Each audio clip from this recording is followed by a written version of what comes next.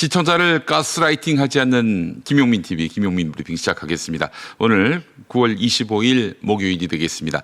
고향의 하늘은 잔뜩 찌푸려 있습니다. 그러나 곧 구름이 걷히고 다시 맑아지고 낮에는 27도까지 오른다고 하는군요. 자, 그렇다고 다시 여름으로 가겠습니까? 가을을 향한 질주를 막아설 수는 없는 법이지요. 자, 오늘 검찰청 폐지와 경제부처 개편 등의 내용을 담은 정부조직법 개정안이 국회 본회의에 상정됩니다. 관련 법안은 다수 의석인 더불어민주당 주도로 통과될 것으로 보이는데요. 국민의힘은 이걸 막아보겠다고 필리버스터를 진행할 방침입니다. 개가 짖기는 해도 열차는 달려가기 마련입니다. 자, 이진숙 안녕, 박장범 안녕이 되겠습니다. 자, 오늘 아침 신문들 어떤 이슈에 주목하고 있는지 하나하나 살펴보겠습니다. 먼저 첫 번째 소식입니다. 한겨레 보도인데요. 12.3 비상계엄 당시 법무부 움직임에 대한 새로운 사실이 드러났습니다. 신용회 전 법무부 교정본부장이 계엄 선포 직후 당시 박성재 법무부 장관과 통화한 다음 곧바로 교정본부에 비상 소집을 지시한 것입니다. 이어서 서울구치소장에게 전화를 걸어서 수용 여력까지 확인했습니다. 특검은 박성재 당시 장관이 포고령 위반자 수용을 준비하도록 지시했을 가능성에 주목하고 있습니다. 곧 구치소에 많은 범죄자들이 들어갈 것이니 얼마나 수용할 수 있을지 알아봐라, 이런 차원의 전화였겠죠. 자, 실제로 신용해 법무부 교정본부장은 박성재 장관과 1분 정도 통화한 지 불과 2분 만에 비상소집 발령을 알렸고요. 특검은 또 박성재 전 장관이 계엄 직후 검찰 파견과 출국 금지 대기 지시를 내렸는지도 조사 중입니다. 특히 박성재 장관이 계엄 선포 당일 밤부터 새벽까지 심우정 당시 검찰총장과 3차례나 통화한 사실도 확인했습니다. 다만 박성재 전 장관은 명단을 주고받은 적이 없으며 단순히 계엄 상황에 따른 일반적인 지시였다라고 선을 긋고 있습니다. 다음 소식입니다. 12.3 비상계엄 관련 내란 사건 재판을 둘러싸고 법원도 직접 움직였습니다. 이런저런 압박에 결국 법원도 끝까지 버티지 못하고 있는 흐름인데요. 천대엽 법원행정처장이 어제 국회를 찾아서 우원식 국회의장을 만나 윤석열 재판을 포함해서 재판 중계에 대한 사법행정적 지원을 적극 검토하겠다고 제안한 것입니다. 지금 더불어민주당 주도로 내란 재판 중계할 수 있게 입법하고 있는 상황 아니겠습니까?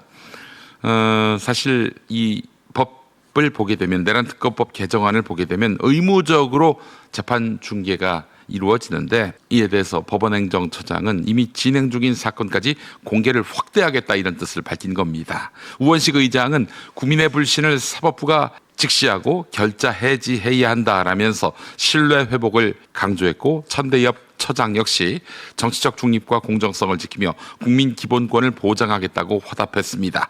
사법개혁 논의가 한창인 가운데 재판의 투명성을 높이기 위한 법원과 국회의 행보가 앞으로 어떤 파장을 낳을지 주목됩니다. 통일교의 불법 정치자금 의혹이 또다시 수면 위로 떠올랐습니다. 한겨레 보도를 보면 통일교 2인자로 불린 윤영호 전 세계본부장이 한학자 총재에게 대선자금 조성 계획을 특별 보고한 정황이 드러난 것입니다.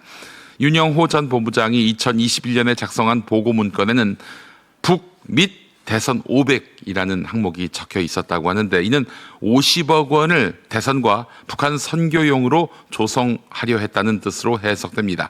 실제로 통일교 내부에선 당시 100억 규모의 대선자금 지원서까지 돌았다고 하는데요. 특검은 윤석열 출마 선언 이후 실질적인 지원이 있었을 것에 주목하고 있습니다. 현재 한학자 총재는 정치자금법 위반 혐의로 구속돼서 첫 조사를 받았고요. 금품 수수 혐의로 구속된 권성동 의원도 어제 소환 조사를 받았습니다. 특검 수사가 어디까지 번질지 귀추가 주목됩니다. 조은석 특별검사팀이 국정원과 국민의힘이 불법 계엄 사건과 관련해 CCTV 영상을 사전 모의해 공개한 정황을 포착했습니다.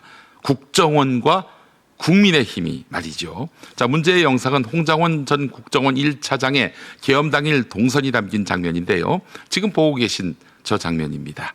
국정원은 국민의힘 의원들이 자료를 공식 요청하기도 전에 이미 법원 제출용 서류를 허위로 작성해 준비한 것으로 드러났습니다. 실제로 국민의힘 의원들은 지난 2월 19일 영상 제출을 요구했고 국정원은 다음 날 곧바로 영상을 제출했습니다.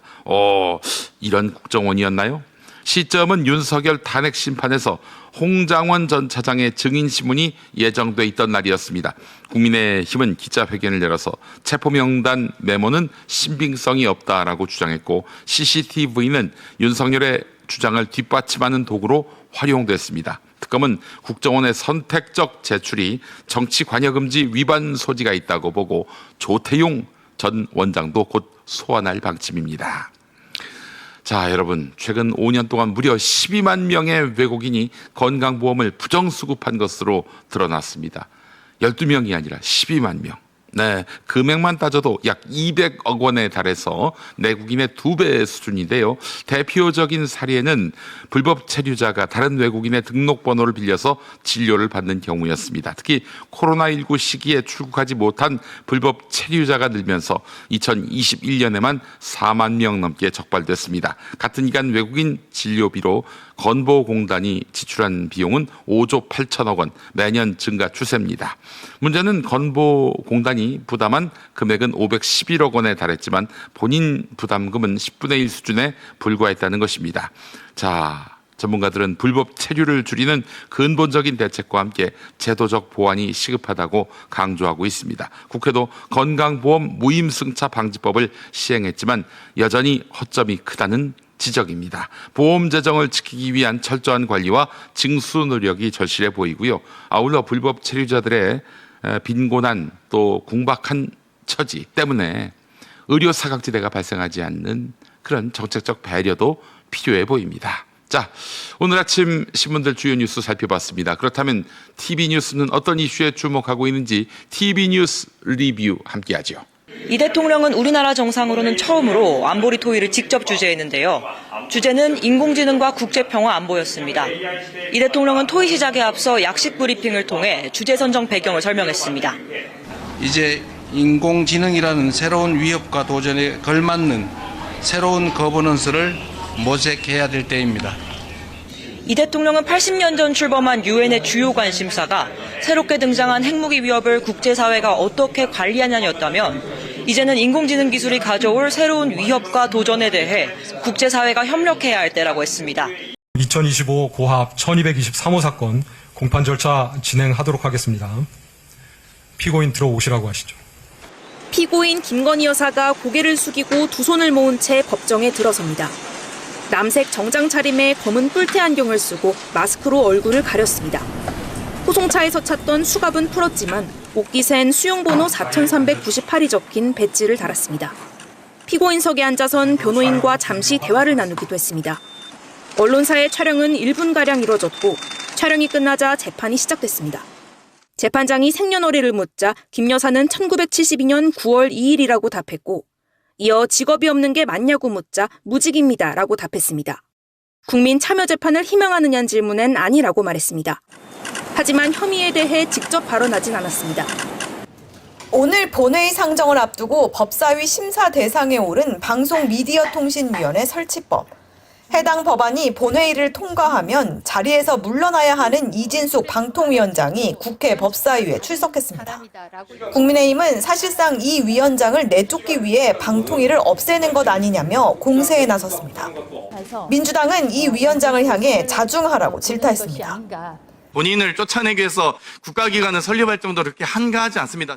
그러면서 해당 개정안에 대한 토론을 표결로 종결시켰습니다. 국민의힘은 토론마저 일방적으로 종료시키냐며 항의했지만 방송미디어통신위원회 설치법은 다수결로 가결됐습니다. 여야는 또 검찰청 폐지를 골자로 한 정부조직법을 두고도 정면 충돌했습니다. 하지만 정부조직법 역시 경론 이후 여당 주도로 가결됐고 오늘 본회의에 상정될 예정입니다. 순직해병 특검의 최혜병 순직 사건 수사 외압 의혹의 피의자로 출석한 이종섭 전 국방부 장관.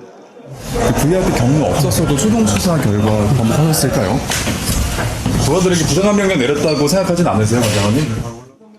11시간 동안 이어진 조사에서 이른바 VIP 경로 회의 직후 윤석열 전 대통령이 전화를 해 질책을 했다는 의혹을 일부 인정한 것으로 확인됐습니다. 해병대 수사단의 초동조사 결과를 보고받은 윤석열 전 대통령이 이렇게 줄줄이 엮으면 어떡하냐고 말한 게 어렴풋이 기억난다고 진술한 겁니다. 검찰 조사를 받고 나온 박성재 전 법무부 장관이 기자들의 질문에 특검법 자체가 위헌이라고 주장합니다. 제가 장관으로 재직하면서 지속적으로 특검법의 위헌성에 대해서 지적을 했었는데 그 위헌성이 현재 특검법에도 시정되지 않은 채 시행되고 있다고 생각합니다. 이어지는 질문엔 대답을 제대로 하지 않은 채 주차장으로 빠르게 걸어갑니다. 내란 특검팀이 어제 12.3 비상계엄 선포 국무회의에 참석했던 박성재 전 법무부 장관을 피의자 신분으로 소환해 약 13시간 동안 조사했습니다. 내란 중요 임무 종사 등 혐의를 받는 박 전 장관이 특검에 출석해 조사를 받은 건 이번이 처음입니다. 박 전 장관은 12.3 비상계엄 선포 국무회의에 참석하고 이후 법무부 간부회의를 열어 합동수사본부에 검사 파견을 지시했다는 의혹을 받습니다.